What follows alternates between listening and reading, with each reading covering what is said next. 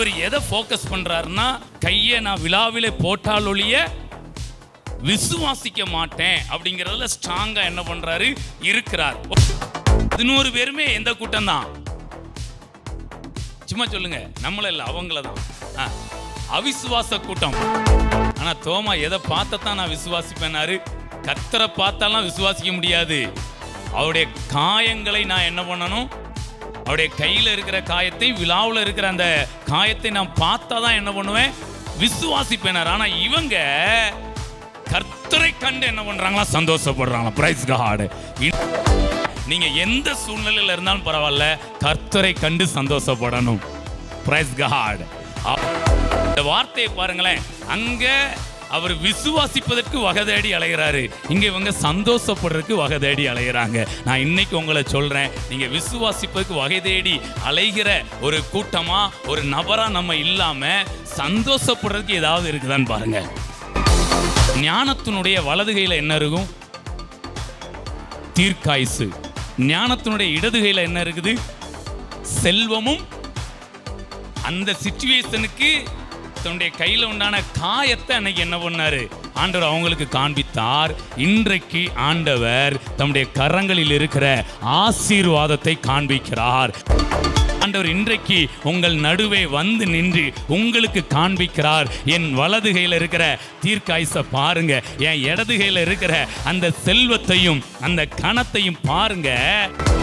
So அன்றைக்கு ஆண்டவர் ஒரு நோக்கத்தோடு கூட அவங்களுக்கு அந்த கைகளையும் விழாவையும் காண்பித்தார்.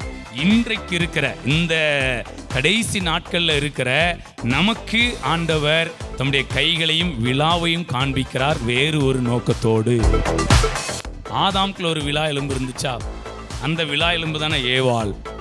அதே மாதிரி இந்த சபைக்குள்ள ஒரு விழா இருக்குது. அது என்னதுன்னா புத்திர சுவிகாரம். ஆனால் அந்தந்த காலகட்டத்துக்கு ஆவியானவர் அதன் மூலமா நமக்கு வெளிப்பாடுகள் என்ன பண்றாரு? Praise God. ஆண்டவர் நம்மை புத்திரர்களாய் வெளிப்பட பண்ணியிருக்கிறார், மரணத்தை ஜெயிக்கும்படி. ஹல்லேலூயா.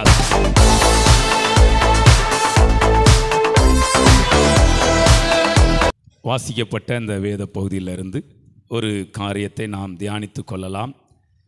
இதில் 2 குரூப்பாக நம்ம பார்க்க முடியும். வாசிக்கப்பட்ட இந்த வேத பகுதியில் சீசர்கள் ஒரு கூட்டம், ஒரு 10 பேர் ஒரு கூட்டமாகவும், தோமா என்கிற ஒரு சீசன் மட்டும் ஒரு தனி நபராக அங்கே காணப்படுகிறார். ஒரு சம்பவம் நடக்கிறது. ஸோ இதில் பார்த்தீங்க அப்படின்னா 25வது வசனத்தில் மற்ற சீசர்கள் அந்த 10 பேரும் நாங்கள் உயிரோடு எழுந்து வந்த கர்த்தரை என்ன பண்ணோம்? நாங்கள் வந்து பார்த்தோம் அப்படின்னு சொல்லி அவருக்கு சொல்கிறாங்க. சொல்லும்போது இவர் தன்னுடைய மனதில் இருக்கிற அந்த சிந்தனை, தான் யார், தன்னுடைய மனநிலை என்னதாக இருக்குங்கிறத வெளிப்படுத்துகிறார். என்ன சொல்கிறாரு? அவருடைய கைகளில் உண்டான அந்த ஆணிகளினால் உண்டான காயத்தை நான் என்ன செய்யணும்? பார்க்கணும். அந்த காயத்திலே என் விரலை விட்டு என் கையை அவருடைய விழாவில் நான் போட்டால் ஒழிய நீங்கள் சொல்கிறத வச்சு என்னால் என்ன செய்ய முடியாது? விசுவாசிக்க முடியாது. அதே மாதிரி அவரை பார்த்தாலும் நான் என்ன பண்ண மாட்டேன்? விசுவாசிக்க மாட்டேன். அவர் தான் அப்படிங்கிறதுக்கு கைகளில் விழாவில் உண்டான அந்த காயத்தில் என் கையை போட்டு இந்த அளவுக்கு ரொம்ப க்ளோஸாக போகி எனக்கு தெரிந்தால் மட்டுமே நான் என்ன பண்ணுவேன்? விசுவாசிப்பேன். இங்கே இவர் எதை ஃபோக்கஸ் பண்ணுறாருன்னா, கையை நான் விழாவிலே போட்டால் ஒழிய விசுவாசிக்க மாட்டேன் அப்படிங்கிறதுல ஸ்ட்ராங்காக என்ன பண்ணுறாரு? இருக்கிறார். ஓகே, இதுக்கப்புறமா மறுபடியும் ஆண்டவர் என்ன பண்ணுறாரு? ஒரு 8 நாளைக்கு அப்புறமா, ஃபஸ்ட்டு டைம் ஆண்டவர் வந்து தரிசனம் கொடுத்த போது தோமா அவங்களோட என்ன பண்ணலை? இருக்கலை. ஆனால் இதில் அவர் எப்படி வருத்தப்பட்டிருக்கணும்? ஐயோ, அவர் வரும்போது நான் இல்லாமல் போயிட்டேனே அப்படிங்கிற வருத்தம் என்ன செய்யலை? ஹல்லேலூயா. இவர் ஆண்டவர் வர்ற நேரத்தில் வீட்டுக்குள்ளே என்ன பண்ணலை? இருக்கலை. எல்லாரும் பார்த்தாங்க. சரி, ஐயோ நீங்களும் பார்த்துட்டீங்கண்ணே, ஐயோ நான் அந்த சான்ஸை என்ன பண்ணிட்டேன்? மிஸ் பண்ணிட்டேனே அப்படின்னு ஒரு ஜஸ்ட் ஒரு ஃபீலிங் என்ன பண்ணியிருக்கணும்? ஒரு சின்ன வருத்தம், ஒரு சின்ன தேவனுக்கேற்ற துக்கம் என்ன பண்ணியிருக்கணும்? வந்திருக்கணும். ஆனால் அது வரல. ஆனால் அங்கே நின்றுட்டு என்ன பண்ணுறாரு?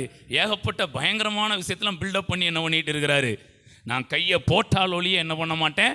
விசுவாசிக்க மாட்டேன் அப்படின்னு சொல்லி பயங்கரமாக பேசிகிட்டு இருக்கிறாரு.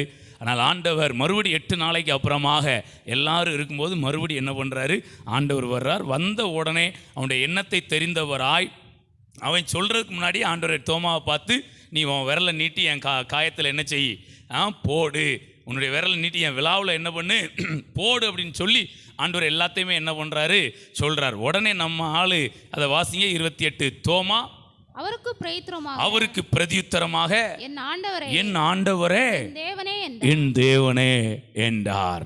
Price God.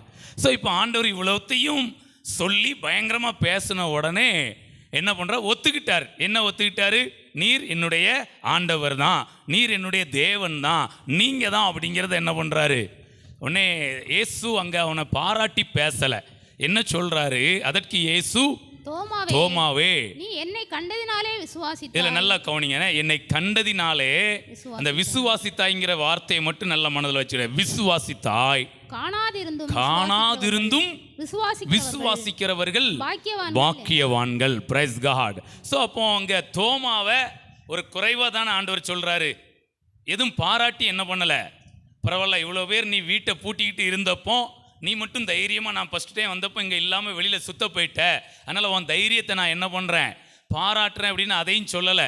அதுக்கப்புறமா பரவாயில்ல, நல்லா கெத்தா பேசுறிய, நல்ல பேச்சு திறமை உனக்கு என்ன செய்யுது இருக்கு அப்படின்னு அதையும் பாராட்டி என்ன பண்ணலை. அவர் திட்டி தான் பேசுகிறாரு. நீ ஏன் கர்த்தரை கண்டோன்னு சொன்னவங்களை நீ ஏன் விசுவாசிக்கலை, இப்போ பார்த்த உடனே விசுவாசிக்கிற, ஆனால் அவங்க நாங்கள் இப்படி பார்த்தோம் அப்படின்னு சொன்னதை ஏன் உன்னால் என்ன பண்ண முடிய மாட்டேங்குது, விசுவாசிக்க மாட்டேங்குன்னு சொல்லி கடிந்து கொள்ளுகிறார். ஹல்லேலூயா. ஸோ இங்கே தோமாவுக்கு ஒரு விசுவாசம், நான் விசுவாசிக்கணும்னா எதையாவது ஒன்றை பார்த்தா நான் என்ன பண்ணுவேன். ஹல்லேலூயா. ஸோ இதே மாதிரி தான் இன்னொரு கூட்டத்துக்குள்ளேயும் எண்ணங்கள் என்ன பண்ணுது, அந்த மற்ற 10 பேருக்கும் பார்த்தத்தான் விசுவாசிப்போங்கிற எண்ணம் என்ன செய்யுது இருக்குது. நல்லா கவனிச்சிங்கன்னா அவங்களும் அந்த ஸ்திரீகள் சொல்கிறதெல்லாம் என்ன பண்ணலை, விசுவாசிகள். அப்போ ஆண்டவர் அவங்களுடைய அவிசுவாசத்தையும் அவளுடைய மன கடினத்தையும் குறித்து கேள்விப்பட்டு அவங்களையும் திட்டுறாரு. அவங்கள எப்படி திட்டுறாரு, மந்த இருதயம் உள்ளவர்களே, அந்த மாதிரிலாம் விசுவாசிக்க எல்லாரையுமே அவர் திட்டிக்கிட்டே தான் இருக்கிறாரு. ஆனாலும் இந்த தோமாவுக்கும் இந்த 11 பேருமே எந்த கூட்டம் தான், சும்மா சொல்லுங்க, நம்மள இல்லை அவங்கள தான், அவிசுவாச கூட்டம். 11 பேருமே எந்த கூட்டம், ஏன்னா அந்த சூழ்நிலைகளில் அவங்களால எதையுமே என்ன பண்ணும், ஏன்னா கொஞ்சம் பரபரப்பான சூழ்நிலை என்ன செய்யுது இருக்கு. அதனால எதையும் பார்த்தாலோ இல்லை எதையும் கேட்டாலோ நம்பக்கூடிய இடத்துலலாம், ஏன்னா அவங்க மனம் ஃபுல்லாகவே இயேசு என்பதை விட்டு ஏதோ ஒரு காரியத்தில் பதட்டமாக என்ன பண்ணுது. Praise God. என்ன பதட்டம், 3 வருஷம் கூட இருந்தார், டக்குன்னு பிடிச்சிட்டு போனாங்க, சிலுவையில் அடிச்சிட்டாங்க அப்படின்னு ஒன்று அந்த பதட்டத்தில் இருந்து அவருடைய உயிர்த்தெழுந்த வல்லமை வெளிப்பட்டுட்டு, ஆனால் அந்த வல்லமை வெளிப்பட்டுமே இவங்களால ஆண்டவருக்கு நேராக தங்களுடைய மனதை திருப்ப முடியல. இன்னும் அந்த சூழ்நிலையிலே என்ன பண்ணிக்கிட்டு இருக்குது. ஸோ 2 கூட்டமே என்ன கூட்டம்தான், அவிசுவாச கூட்டம்தான். ஆனால் நான் இப்போ ஒரு சின்ன வித்தியாசத்தை காண்பிக்க விரும்புகிறேன். அந்த 10 பேருடைய கூட்டம் கொஞ்சம் வேற லெவலில் இருக்கிறாங்க. தோமா ஒரு இடத்துல இருக்கிறாரு. அதை மட்டும் வாசிக்கலாம். யோவான் 20ஆம் அதிகாரத்தில் 18 இருந்து வாசிங்க. மகதலேனா தான் கர்த்தரை கண்டதையும் அவர் தன்னுடனே சொன்னவைகளையும் சீசருக்கு அறிவித்தாள்.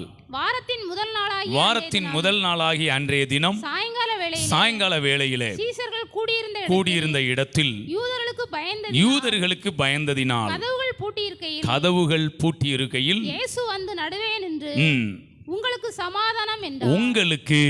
சமாதானம் என்றார். இப்போதான் அந்த தோமாவுக்குள்ள இருக்கிற மனநிலைக்கும் இந்த 10 பேர்கிட்ட இருக்கிற மனநிலைக்கு உள்ள ஒரு சின்ன வித்தியாசத்தை நம்ம பார்க்க முடியுது. வாசிங்க. அவர் இப்படி சொல்லி தம்முடைய கைகளையும் விலாவையும் அவர்களுக்கு காண்பித்தார். Price God. தோமா அங்க கேட்டு தான் என்ன பண்றாரு. அப்ப ஆண்டவர் இயல்பாகவே இவங்களுடைய மனநிலையை தெரிஞ்சுக்கிட்டு இதெல்லாம் காமிச்சத்தான் இவங்க நம்புவாங்கன்னு அவருக்கு என்ன பண்ணுது.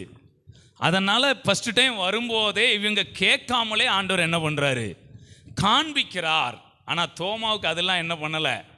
ஸோ இப்போ பாருங்க, வாசிங்க. சீசர்கள் கர்த்தரை கண்டு சந்தோஷப்பட்டார்கள். Price God. சீசர்கள் எதை பார்த்து சந்தோஷப்பட்டாங்களாம், ஆனால் தோமா எதை பார்த்தத்தான் நான் விசுவாசிப்பேனாரு? கர்த்தரை பார்த்தாலாம் விசுவாசிக்க முடியாது. அவருடைய காயங்களை நான் என்ன பண்ணணும்? அவருடைய கையில் இருக்கிற காயத்தை, விழாவில் இருக்கிற அந்த காயத்தை நான் பார்த்தா தான் என்ன பண்ணுவேன்? விசுவாசிப்பேனார். ஆனால் இவங்க கர்த்தரை கண்டு என்ன பண்ணுறாங்களா? சந்தோஷப்படுறாங்களா? Praise God. இன்றைக்கு நான் சபைக்கு அஸ்திபாரமாக ஒரு விஷயத்தை சொல்கிறேன். நீங்கள் எந்த சூழ்நிலையில் இருந்தாலும் பரவாயில்ல, கர்த்தரை கண்டு சந்தோஷப்படணும். Price God. அவர்கிட்ட இருக்கிற அந்த காயத்தை பார்த்து என்ன பண்ணக்கூடாது? சந்தோஷப்படக்கூடாது. அதை பார்த்து விசுவாசிக்க கூடாது. கர்த்தரை பார்த்து சந்தோஷப்படணும். இந்த வார்த்தையை பாருங்களேன். அங்கே அவர் விசுவாசிப்பதற்கு வகை தேடி அலைகிறாரு, இங்கே இவங்க சந்தோஷப்படுறதுக்கு வகை தேடி அலைகிறாங்க. நான் இன்னைக்கு உங்களை சொல்கிறேன், நீங்கள் விசுவாசிப்பதற்கு வகை தேடி அலைகிற ஒரு கூட்டமாக, ஒரு நபராக நம்ம இல்லாமல் சந்தோஷப்படுறதுக்கு ஏதாவது இருக்குதான்னு பாருங்க. Praise God. ஏன்னா விசுவாசிக்கணும்னு வந்துட்டா நம்ம கர்த்தரை கண்டா கூட நமக்கு சந்தோஷம் என்ன செய்யாது. ஆனால் இவங்க அந்த காயம், விழா இதெல்லாம் என்ன பண்ணலை, எதிர்பார்க்கவே. இவங்க எதிர்பார்த்தது இயேசுவை. அவரை பார்த்த உடனே என்ன பண்ணிட்டாங்க? சந்தோஷப்பட்டுட்டாங்க. Praise God. ஆனால் இவங்களுக்கு கேட்கும்போது இவங்களுக்கும் சந்தோஷம் என்ன செய்யலை, வரல. கேட்கும்போது என்ன வரல? சந்தோஷம் வரல. ஆனால் பார்த்தப்போ இன்னும் இதெல்லாம் பர்டிகுலர் பார்த்தத்தான் நாங்கள் விசுவாசிப்போங்கிற இடத்துக்கும் அவங்க வரல. இதை பார்த்த உடனே சந்தோஷப்படுறேன். அதுவும் காயத்தை பார்த்ததுனால அல்ல, இயேசுவை கண்டு. அந்த வார்த்தை எனக்கு, நான் அப்படி எடுத்துக்கிட்டேன், நான் அப்படி தியானித்தேன், எனக்கு பிரயோஜனம். அப்போ நான் என்ன சொல்ல வரேன்னா, விசுவாசிப்பதற்கு நாம் வகை தேடி என்ன செய்யக்கூடாது. இது ஒன்று மட்டும் நடந்துட்டுனா நான் விசுவாசிச்சிருவேன், இந்த ஒன்று மட்டும் கரெக்ட் ஆகிட்டுனா நான் விசுவாசம் அப்படின்னு அதுக்கே இருக்கக்கூடாது. நீங்கள் தேவனை உங்களுக்குள்ள எந்த அளவுக்கு புதுவிதமாய் அறிந்து கொள்றீங்களோ அந்த அளவுக்கு நீங்கள் சந்தோஷப்படணும். எதையாவது பார்த்துட்டு விசுவாசிக்கணுங்கிற இடத்துல நம்ம இருக்கவே. கர்த்தரை பார்க்குறீங்களா? சந்தோஷப்படுங்க. இந்த கர்த்தரை பார்த்து நான் சந்தோஷப்படுவேங்கிற இடத்துல நீங்கள் உண்மையாக இருந்துட்டீங்கன்னா நீங்கள் கேட்காமலே உங்களுக்கான அடையாளங்கள் வெளிப்படும். தோமா கேட்டு தான் என்ன பண்ணார்? எல்லாத்தையும். ஹல்லேலூயா. ஆனால் இவங்க எதுவுமே என்ன பண்ணலை, கேட்கலை. ஆனால் வெளிப்பட்டது. இப்போ ஒரு விஷயத்தை சொல்ல விரும்புகிறேன். அதில் எழுதியிருக்கு, இதை கொஞ்சம் நம்ம இப்போ உள்ள ராஜ்யத்தின் மனநிலையோட ஒரு காரியத்தை சொல்லி முடிக்கிறேன். ஆண்டவர் எதை காண்பித்தாராம்? கைகளையும் அப்படின்னா 2 கையையும் காமிச்சார். அப்படி தானே எழுதியிருக்கு. கையைன்னு எழுதியிருக்கா, கைகளா? கைகள். அப்போ 2 கையை என்ன பண்ணாரா? காமிச்சார். அதுக்கப்புறம் எதையும் காமிச்சாரா? விழாவையும். அப்போ இந்த விழாவில் ஒரு ஓட்டை விழுந்துருக்குன்னா கண்டிப்பாக ஈட்டியை கொண்டு என்ன பண்ணிட்டாங்களா? குத்திட்டாங்க. அப்போ கண்டிப்பாக இதுலேயும் ஒரு ஓட்டை. அப்போ அந்த விழா எலும்பு தெரிஞ்சிருக்குமோ? தெரிஞ்சிருக்கும். ஓகே. இப்போ நான் சொல்ல விரும்புகிறேன், இயேசு யார் தெரியுமா? நீதிமொழிகள் 8 எழுதப்பட்டதின்படி இயேசு ஞானமாக அங்கே என்ன பண்ணுறாரு? வெளிப்பட்டிருக்கிறார். ஞானத்தினுடைய வலது கையில் என்ன இருக்கும்? தீர்க்காயுசு. ஞானத்தினுடைய இடது கையில் என்ன இருக்குது? செல்வமும். அந்த சிச்சுவேஷனுக்கு தன்னுடைய கையில் உண்டான காயத்தை அன்னைக்கு என்ன பண்ணார்? ஆண்டவர் அவங்களுக்கு காண்பித்தார். இன்றைக்கு ஆண்டவர் தம்முடைய கரங்களில் இருக்கிற ஆசீர்வாதத்தை காண்பிக்கிறார். தேவ திட்டத்தில் அந்த ராஜ்யத்துக்கான காரியங்கள் என்னென்ன உண்டோ நீங்கள் இதை கேட்கல. ஆனால் ஆண்டவர் இன்றைக்கு உங்கள் நடுவே வந்து நின்று உங்களுக்கு காண்பிக்கிறார். என் வலது கையில் இருக்கிற தீர்க்காயுசை பாருங்க, என் இடது கையில் இருக்கிற அந்த செல்வத்தையும் அந்த கணத்தையும் பாருங்க. ஃபஸ்ட்டு அது எங்கே தான் இருக்கும்? அவருடைய கையில் தான். இதை பார்த்தே நீங்கள் சந்தோஷப்படணும். இதை பார்த்துட்டு என் கைக்கு வரலல்லா, என் கைக்கு வந்தால் தான் நான் சந்தோஷப்படுவேன்னு என்ன பண்ணக்கூடாது. எங்கே பார்த்தாலும் சந்தோஷப்படணும். நான் சொல்கிறேன், ஃபஸ்ட்டு சில காரியங்கள் அவருடைய கரத்தில் இருக்கிற மாதிரி இருக்கும். அது அடுத்தபடியே வேறு யாருடைய கரத்திலையோ இருக்கிற மாதிரி இருக்கும். ஆனாலும் நீங்கள் கர்த்தரை கண்டு சந்தோஷப்பட்டுக்கிட்டே இருங்க. ஓஹோ இப்படிலாம் இருக்குன்னு அப்படிங்கிறதையும் நல்லா லிசன் பண்ணிக்கிட்டே இருங்க.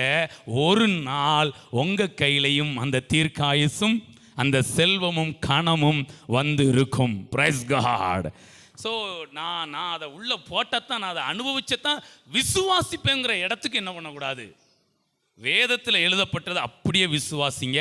யாரோ ஒருத்தர் வாழ்க்கையில் நடக்குதா அதை பார்த்து சந்தோஷப்படுங்க. நான் சொல்கிறேங்க, சீக்கிரமாக உங்கள் வாழ்க்கையிலையும் அது நடக்கவே. இயேசுவை பார்த்து நீங்கள் சந்தோஷப்பட்டுட்டீங்கன்னா அவருடைய வலது கரத்தில் இடது கரத்தில் இருக்கிறதெல்லாம் நம்ம வாழ்க்கையில் என்ன செஞ்சிடும்? வர ஆரம்பிச்சிடும். ஹல்லேலூயா. ஒரே ஒரு பாடல் பாடுவோமா? உம்மை அல்லாமல் யார் என்னை உயர்த்தக்கூடும், அற்புதம் செய்திடுங்க அதிசயம். உம்மை அல்லாமல் யார் என்னை உயர்த்தக்கூடும், அற்புதம் செய்திடுங்க அதிசயம் நடத்திடுங்க. ஐஸ்வர்யமும் கனமுமே உம்மாலே தான் வருகிறது, ஆளுகை செய்யுங்கப்பா, மேன்மை படுத்துங்கப்பா. ஐஸ்வர்யமும் கனமுமே உம்மாலே தான் வருகிறது, ஆளுகை செய்யுங்கப்பா, மேன்மை படுத்துங்கப்பா. உம்மைத்தான் நான் நம்பியிருக்கே, அற்புதங்கள் எனக்கு செய்யுங்கப்பா. உம்மைத்தான் நான் நம்பியிருக்கே, அற்புதங்கள் எனக்கு செய்யுங்கப்பா. என் நம்பிக்கையே உமக்கு ஸ்தோத்திரம், என் புகலிடமே உமக்கு ஸ்தோத்திரம். என் நம்பிக்கையே உமக்கு ஸ்தோத்திரம், என் புகலிடமே உமக்கு ஸ்தோத்திரம். ஹல்லேலூயா. ஸோ அன்றைக்கு ஆண்டவர் ஒரு நோக்கத்தோடு கூட அவங்களுக்கு அந்த கைகளையும் விலாவையும் காண்பித்தார். இன்றைக்கு இருக்கிற இந்த கடைசி நாட்களில் இருக்கிற நமக்கு ஆண்டவர் தம்முடைய கைகளையும் விலாவையும் காண்பிக்கிறார் வேறு ஒரு நோக்கத்தோடு. இப்போ நான் கைக்கு அடையாளம் சொல்லிட்டேன், அதுக்கப்புறமா விலாவை காமிச்சாரா? அது ஏன் தெரியுமா? ஆதாம்குள்ள ஒரு விலா எலும்பு இருந்துச்சா, அந்த விலா எலும்பு தானே ஏவாள். அதே மாதிரி இந்த சபைக்குள்ள ஒரு விலா இருக்குது, அது என்னதுன்னா புத்திர சுவிகாரம். இதை இன்றைக்கு சபைகளுக்கு ஆண்டவர் காண்பிக்கிறார். இன்றைக்கி அந்த விலா எலும்பு என்ன பண்ணணும்? வெளியில் வரணும். வந்து அது ஏவாளா என்ன செய்யணும்? மாறணும். கையை தட்டுங்களேன். Price God. ஆண்டவர் நம்முடைய சபையில் விலா எலும்பை எப்போ எடுத்துட்டா தெரியுமா? அங்கே வீட்டில் இருக்கும்போதே விலா எலும்பை என்ன பண்ணிட்டாரு? வெளியில் எடுத்து இன்னைக்கு நம்மை புத்திரர்களாய் உருவாக்கி கொண்டிருக்கிறார். மரணத்தை எத்தனை பேர் ஃப்ரெண்டாக பார்க்குறீங்க? மரணத்தை எத்தனை பேர் சத்துருவா பார்க்குறீங்க? ஸோ ஆண்டவர் நம்மை புத்திரர்களாய் வெளிப்பட பண்ணியிருக்கிறார், மரணத்தை ஜெயிக்கும்படி. ஹல்லேலூயா.